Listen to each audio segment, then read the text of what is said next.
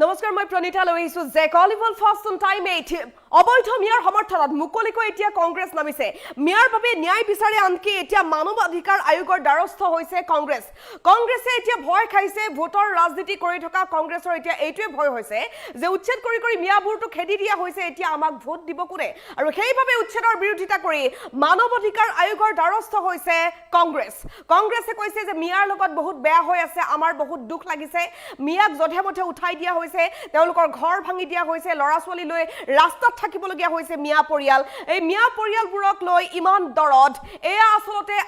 একো নহয় এতিয়া আগন্তুক বিধানসভা নিৰ্বাচনৰ বাবে কংগ্ৰেছৰ যথেষ্ট এতিয়া চিন্তা হৈছে যে এওঁলোক যদি উঠি যায় ভোটাৰ তালিকাৰ পৰা যদি নাম বাদ পৰি যায় তেতিয়াহ'লে আমাক ভোট দিব কোনে কাৰণ মুখ্যমন্ত্ৰী ডক্টৰ হিমন্ত বিশ্ব শৰ্মাই ক্লিয়াৰ কৰি দিছে যে উচ্ছেদিত যিসকল লোক যিসকল সন্দেহজনক তেওঁলোকৰ নাম ভোটাৰ তালিকাৰ পৰা কৰ্তন কৰি দিয়া হ'ব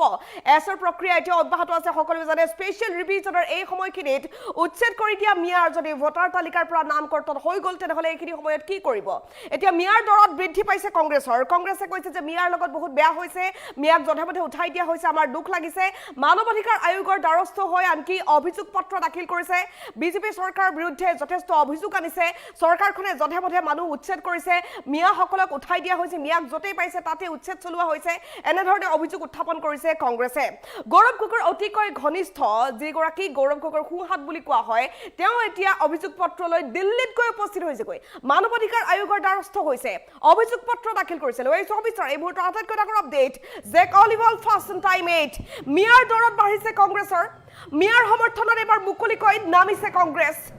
মিয়াৰ বাবে কংগ্ৰেছে এবাৰ যৎপৰোনাস্তিৰ চেষ্টা অব্যাহত ৰাখিছে কেনেকৈ তেওঁলোকক আকৌ লৈ আনিব পাৰি অবৈধ মিয়াক উচ্ছেদ চলোৱাৰ বাবে দুখ পাইছে কংগ্ৰেছে যথেষ্ট দুখ লাগিছে আসলতে তেওঁলোকৰ চিন্তা হৈছে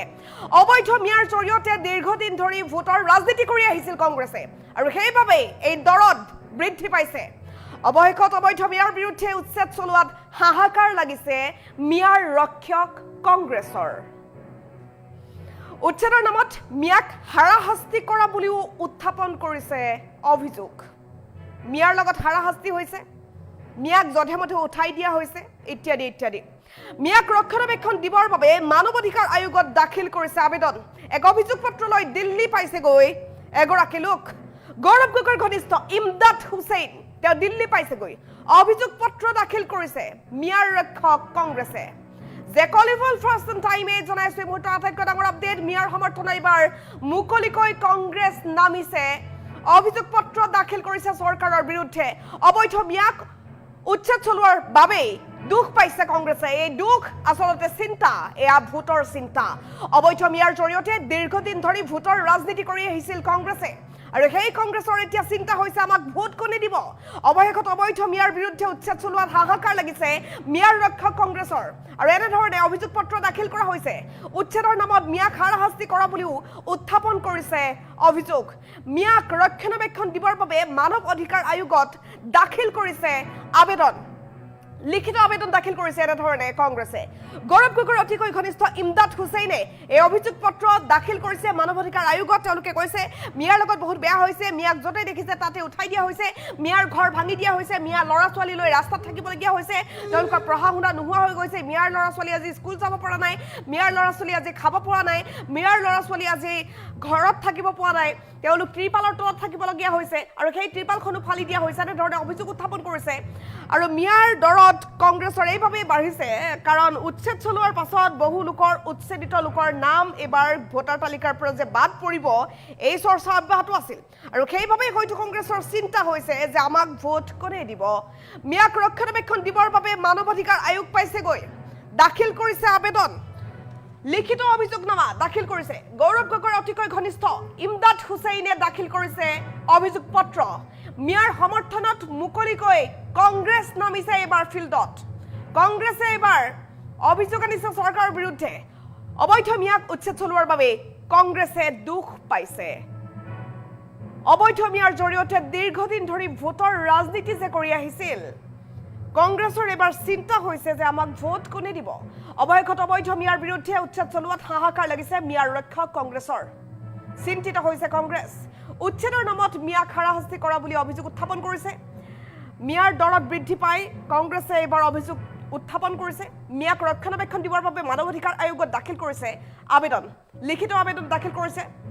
গৌৰৱ গগৈৰ ঘনিষ্ঠ ইমদাদ হুছেইনে দাখিল কৰিছে এই অভিযোগ পত্ৰ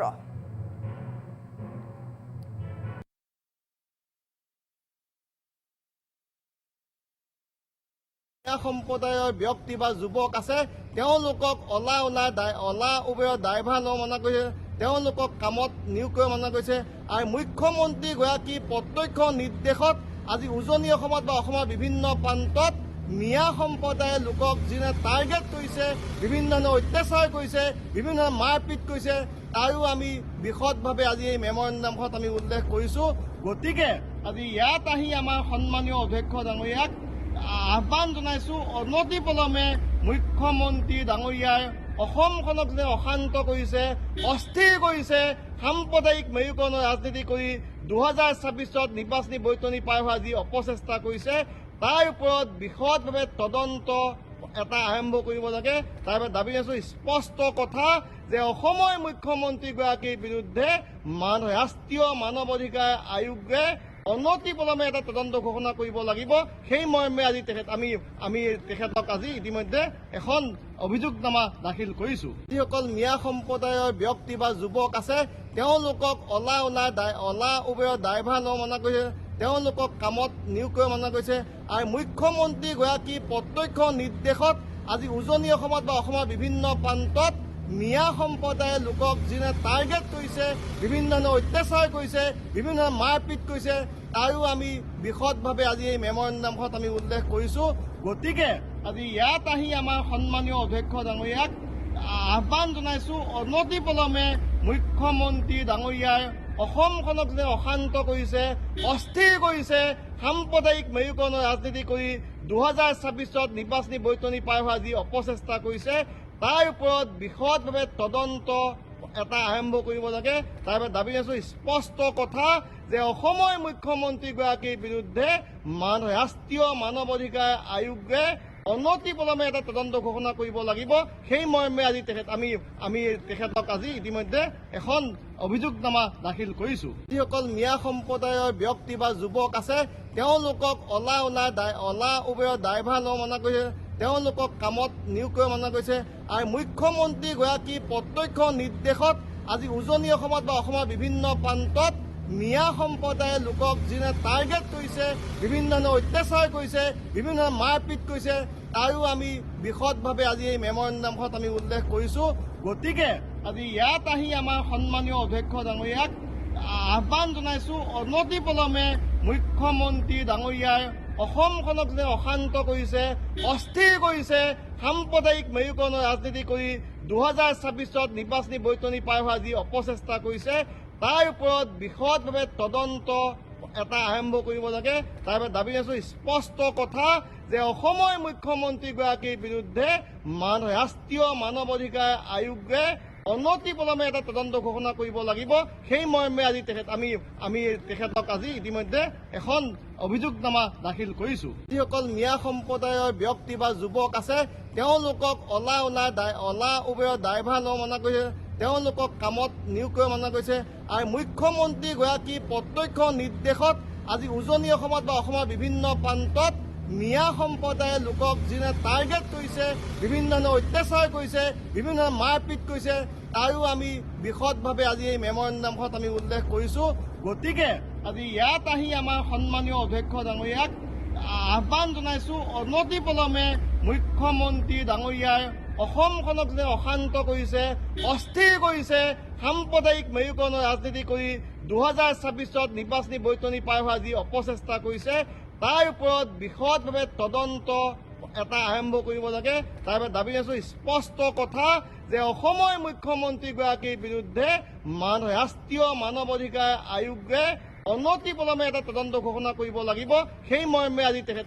আমি তেখেতক আজি ইতিমধ্যে এখন অভিযোগনামা দাখিল কৰিছোঁ যিসকল মিয়া সম্প্ৰদায়ৰ ব্যক্তি বা যুৱক আছে তেওঁলোকক অলা উবেৰৰ ড্ৰাইভাৰ ল'ব মানা কৰিছে তেওঁলোকক কামত নিয়োগ কৰিব মানা কৰিছে আৰু মুখ্যমন্ত্ৰীগৰাকী প্ৰত্যক্ষ নিৰ্দেশত আজি উজনি অসমত বা অসমৰ বিভিন্ন প্ৰান্তত মিয়া সম্প্ৰদায়ৰ লোকক যিনে টাৰ্গেট কৰিছে বিভিন্ন ধৰণৰ অত্যাচাৰ কৰিছে বিভিন্ন ধৰণৰ মাৰপিট কৰিছে তাৰো আমি বিশদভাৱে আজি এই মেমৰেণ্ডামখনত আমি উল্লেখ কৰিছোঁ। গতিকে আজি ইয়াত আহি আমাৰ সন্মানীয় অধ্যক্ষ ডাঙৰীয়াক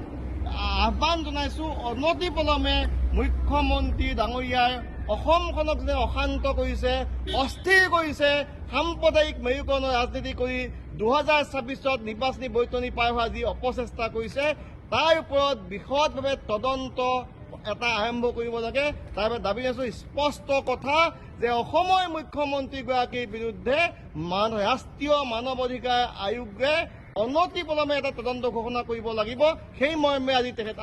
আমি তেখেতক আজি ইতিমধ্যে এখন অভিযোগনামা দাখিল কৰিছোঁ। যিসকল মিয়া সম্প্ৰদায়ৰ ব্যক্তি বা যুৱক আছে তেওঁলোকক অলা